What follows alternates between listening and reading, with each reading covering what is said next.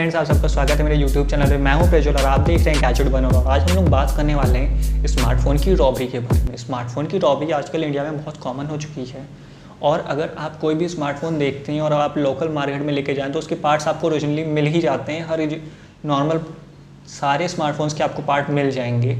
बहुत ही rare case में होता है कि आप किसी स्टोर पे लेके जाएँ और वो स्टोर वाला कहे कि नहीं, इसके पार्ट्स हमारे पास नहीं है।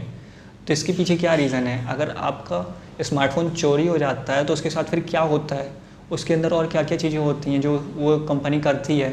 और चलिए आज हम लोग इसी की बात करते हैं और देखते हैं कि क्या होता है जब हमारा स्मार्टफ़ोन चोरी हो जाता है।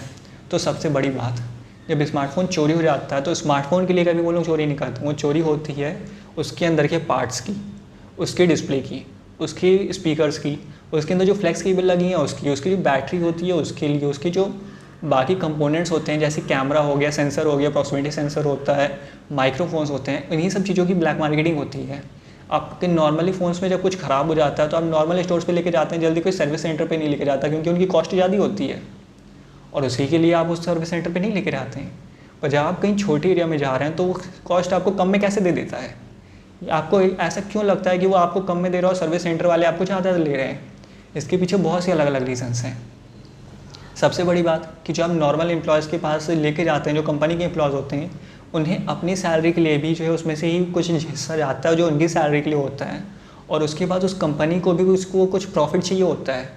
और फिर जो बाकी वर्कर्स होते हैं जो उस कंपनी के काम कर रहे होते हैं उनको भी तो उन लोगों को सैलरी देनी ही है, तो वो लोग उसके ऊपर कुछ मार्जिन लेते हैं।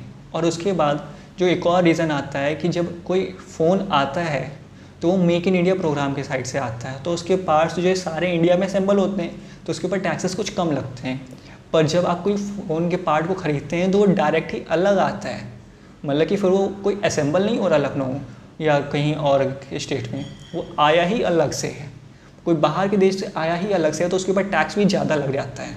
और जब आप कहीं लोकल मार्केट में जाते हैं तो वो लोग क्या करते हैं, जो पुराने स्मार्टफोन्स होते हैं जो चोरी हुए होते हैं उन्हीं के पार्ट्स निकाल के आपको दे देते हैं और आपको ये बिल्कुल पता नहीं चलेगा। जहाँ तक कि सिर्फ डिस्प्ले होता है जिसको थोड़ा चेंज करना पड़ता है क्योंकि उसके ऊपर की ग्लास पे स्क्रैचेस आ जाते हैं, तो उसकी ग्लास को वो लोग पूरा चेंज कर देते हैं। ग्लास को बनाना बड़ी बात नहीं है, पर डिस्प्ले बहुत कॉम्प्लिकेटेड होता है।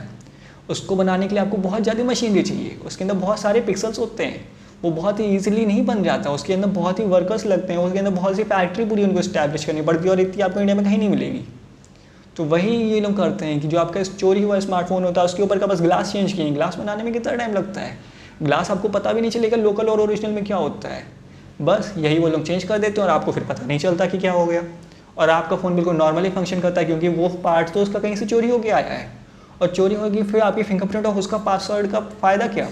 तो वो आपकी फिंगरप्रिंट और इन सब का पासवर्ड का ये फ़ायदा होता है कि वो आपकी डाटा को प्रोटेक्ट करता है।